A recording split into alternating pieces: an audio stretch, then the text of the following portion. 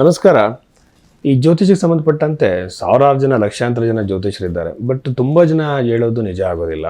ಇದು ನಿಜವಾದ ಜ್ಯೋತಿಷಿ ಯಾರು ನಾಲೆಡ್ಜ್ ಇದೆ ಅಂತೇಳಿ ನಮಗೆ ಕನ್ಫ್ಯೂಸ್ ಆಗ್ತಿರುತ್ತೆ. ಭಾಳಷ್ಟು ಜನ ಇಲ್ಲಿ ಮೋಸ ಹೋಗ್ತಾರೆ. ನನ್ನ ಒಂದು ಒಪಿನಿಯನಲ್ಲಿ ನೀವು ನಿಜವಾದ ಜ್ಯೋತಿಷನ ಕಂಡುಹಿಡಿಬೇಕು ಅಂತಂದರೆ ಒಬ್ಬ ಜ್ಯೋತಿಷಿ ಹತ್ರ ಹೋದಾಗ ನಿಮ್ಮ ಜೀವನದಲ್ಲಿ ಹಿಂದೆ ನಡೆದಿರೋ 3 ಘಟನೆಗಳು ಅಟ್ಲೀಸ್ಟ್ ಹೇಳಬೇಕಾದ್ರು. ಹೇಗೆ ಹೇಳೋದು ಅಂದರೆ ಟೈಮಿಂಗ್ ಸಮೇತವಾಗಿ, ಅಂದರೆ ಈ ಆಯಾ ಒಂದು ಕಾಲಘಟ್ಟದಲ್ಲಿ ಆ ಟೈಮ್ ಪೀರಿಯಡಲ್ಲಿ ಆಯಾ ಮಂತ್ಗಳಲ್ಲಿ ಈ ಥರ ಆಗಿರೋ ಸಾಧ್ಯತೆ ಇದೆ ಅಂತ ಹೇಳಿದ್ರು ಹೇಳಬೇಕಾಗತ್ತೆ. ಇದರಿಂದ ನಮಗೊಂದು ನಂಬಿಕೆ ಬರುತ್ತೆ, ಭವಿಷ್ಯ ಕೂಡ ಅವರು ಹೇಳ್ತಾರೆ ಅಂತೇಳಿ. ಒಂದೊಂದು ಸಲ ನಾವು ಕೊಟ್ಟಿರೋ ಬರ್ತ್ ಟೈಮ್ ಸರಿ ಇರೋದಿಲ್ಲ. ಆ ಬರ್ತ್ ಟೈಮ್ನ ಅವರು ರೆಕ್ಟಿಫೈ ಮಾಡಬೇಕು. ಅಂದರೆ ಲಗ್ನವನ್ನು ಬದಲಾವಣೆ ಮಾಡಿ. ಯಾಕೆಂದರೆ ಲಗ್ನದಿಂದಲೇ ಕೂಡ ನಾವು ಭವಿಷ್ಯವನ್ನು ಹೇಳೋಕ್ಕೆ ಸಾಧ್ಯ. ಲಗ್ನದಲ್ಲಿ ಬದಲಾವಣೆ ಮಾಡೋದಕ್ಕೋಸ್ಕರ ನಿಮ್ಮ ಜೀವನದಲ್ಲಿ ನಡೆದ ಘಟನೆಗಳನ್ನು ನೋಡಿ ತಿದ್ದಿ ನಿಮ್ಗೆ ಈ ಲಗ್ನ ಅಂತ ಕಂಡುಹಿಡಬೇಕು. ನೀವು ಕೊಟ್ಟಿರೋ ಟೈಮನ್ನೇ ಹಾಕಿ ನಿಮ್ಮ ಜಾತಕವನ್ನು ಹೇಳೋದು ಅಷ್ಟು ಸರಿಯಲ್ಲ. 3ನೇದು ಪರಿಹಾರ ಹೇಳುವಾಗ ಬೃಹತ್ ಪರಾಶರ ಹೊರಶಾಸ್ತ್ರದಲ್ಲಿರುವಂತಹ ಪರಿಹಾರವನ್ನು ಹೇಳಬೇಕಾಗುತ್ತೆ. ಆ ಪೂಜೆ, ಈ ಪೂಜೆ, gemstones, numerology, tarot card, ಕರಂಗುಲಿ ಮಾಲ, ಆಮೇಲೆ ದೊಡ್ಡ ದೊಡ್ಡ ಹೋಮಗಳನ್ನು ಸಜೆಸ್ಟ್ ಮಾಡ್ತಿದ್ರೆ ಇದು ನಿಜವಾದ ಜ್ಯೋತಿಷ ಪದ್ಧತಿ ಅಲ್ಲ. ಏಕೆಂದರೆ ಬೃಹತ್ ಪರಾಶರ ಹೊರಶಾಸ್ತ್ರದಲ್ಲಿ ಕೇವಲ ದಾನ ಮತ್ತು ಮಂತ್ರ ಜಪಗಳ ಬಗ್ಗೆ ಹೇಳಿದೆ. ಅದನ್ನ ಯಾರು ಬೇಕಾದ್ರೂ ಮಾಡ್ಕೋಬೋದು. ಇದ್ರ ನಂತರದಲ್ಲಿ ಜ್ಯೋತಿಷದು ನಿಮ್ಮ ಭವಿಷ್ಯವನ್ನೇ ಚೇಂಜ್ ಮಾಡ್ತೀನಿ ಅಂತ ಹೇಳಬಾರ್ದು. ನಿಮ್ಮ ಒಂದು ಕರ್ಮಕ್ಕೆ ಅನುಸಾರವಾಗಿ ಆಯಾ ಟೈಮ್ ಪೀರಿಯಡಲ್ಲಿ ಯಾವುದು ಒಳ್ಳೆಯದು ಕೆಟ್ಟದ್ದು ನಡೆಯೋ ಸಾಧ್ಯತೆ ಇದೆ ಅಂತ ಮಾತ್ರ ಹೇಳಬೇಕಾಗುತ್ತೆ. ಭವಿಷ್ಯವನ್ನು ಯಾರೂ ಚೇಂಜ್ ಮಾಡೋಕ್ಕೆ ಸಾಧ್ಯ ಆಗಲ್ಲ. ಸೊ ಇಷ್ಟೆಲ್ಲ ಗಮನದಲ್ಲಿಟ್ಕೊಂಡು ನೀವು ಜ್ಯೋತಿಷ್ಯವನ್ನು ಕೇಳಬೇಕಾಗತ್ತೆ.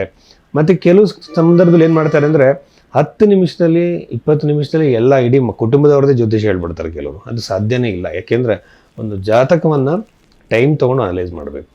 ಯಾಕೆಂದರೆ ಲಗ್ನ ಕುಂಡಲಿ, ನವಾಂಶ ಕುಂಡಲಿ ಹತ್ರ ಷೋಡಶ ವರ್ಗಗಳಿದೆ.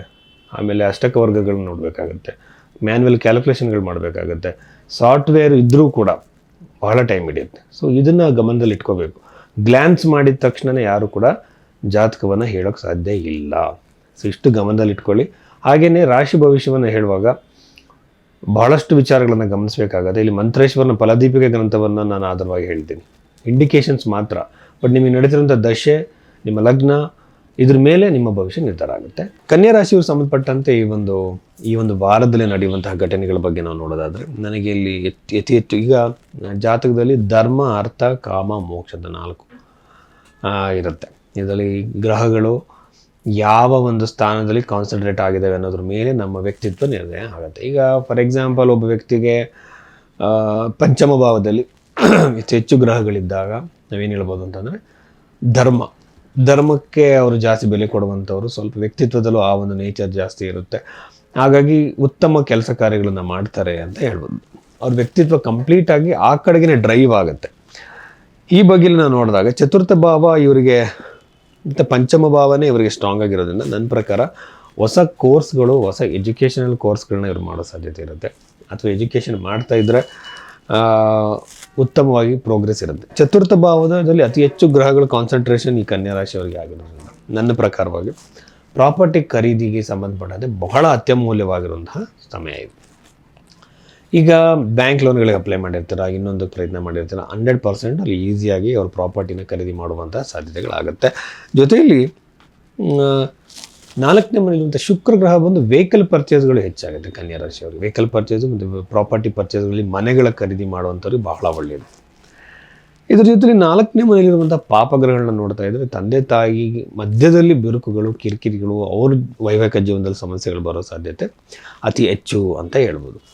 ಸಪ್ತಮದಲ್ಲಿರುವಂತಹ ಶನಿಗ್ರಹ ನೋಡ್ತಾ ಇದ್ದರೆ ವಿವಾಹ ವಿಳಂಬ, ಅನವಶ್ಯಕ ಟೆನ್ಷನ್ನು.